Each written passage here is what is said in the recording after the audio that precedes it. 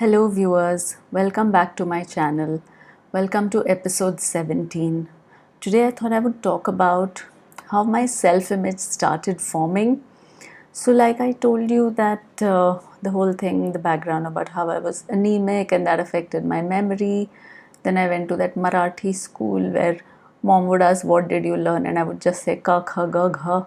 And I don't know if I had some attention deficit disorder or whether because that class was unsuitable for me and it provided no mental stimulation, I tuned out of it, and that created a situation where I used to tune out and not pay attention later on.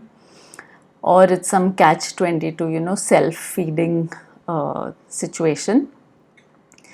But there were many aspects that contributed to my low self-esteem. And since we're still talking about the Dapchari time when I was really small, I'll focus on those incidents. So, how did my opinion on my intelligence form? So, early on, I know I started perceiving myself as a very dumb person, as a very unintelligent person. One thing is temperaments. Like, obviously, we have wildly different temperaments for different people. Baby Molly, even though in the same situation, that's why I spoke about temperaments. The same situation affects different people differently. So baby Molly was very happy with herself, and she nothing affected her, nothing made her have a poor self-esteem, and the same things that happened did not make her feel bad about herself. Obviously, everything was not identical. Um, Now, one aspect that really affected my self-esteem was um, that mom was very open about her criticism of us being females. She very openly and she did not feel like it was something she shouldn't do. She constantly expressed how she was so disappointed that we were females and if only we were boys, and that was just a constant in our lives, and each time it used to hit, it used to hurt.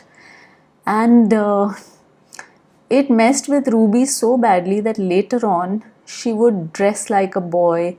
She even started being standing up, which she told me about. Like she would try to be the boy that my parents wanted. She so badly wanted to be that boy. She started behaving a little bit boisterous, a little bit like um, how boys tend to be a little intimidating. She tried to be that way, or she was that way, I don't know. So that was there. One thing was how mom was so open to criticize us for being females.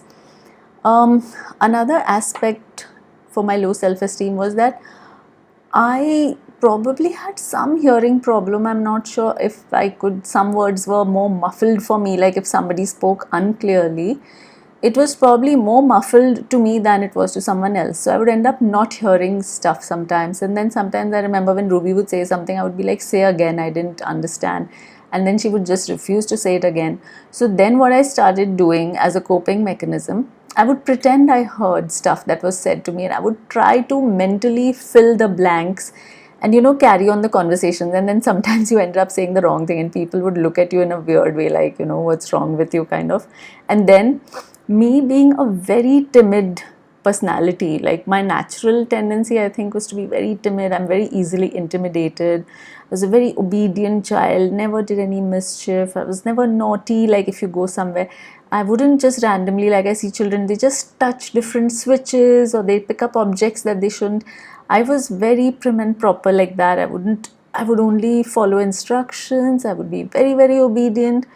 So for that kind of a person, when somebody would just give me a look also, it would affect me very deeply. So I noticed this. Initially I thought everyone was kind of similar, but now then I started noticing that everybody doesn't feel everything so intensely. Like I do feel everything very intensely. So even things like the shame, the humiliation, the embarrassment, I feel embarrassment so intensely even today. Like I'll keep playing something in my mind again and again, like how could I do that? How did I get so embarrassed? Whatever. So that was my basic temperament. So one was the thing about us being females, where mom did not approve. So when your own parents don't approve of you when you're a little baby, and how do you process that, and then the second thing was the hearing. Then the third was how the school thing, I did not get the foundation that I should have at that right age. I feel like if I had gone to nursery, kindergarten, and I would have, even in spite of my anemia and not, having such good cognitive skills and memory retention because of the anemia, I think I could have still thrived, because I was very creative, and whatever I created was different. My thought process would be different from the average kid. So that was there. But yeah, these were aspects that did make me feel kind of like I was not very bright.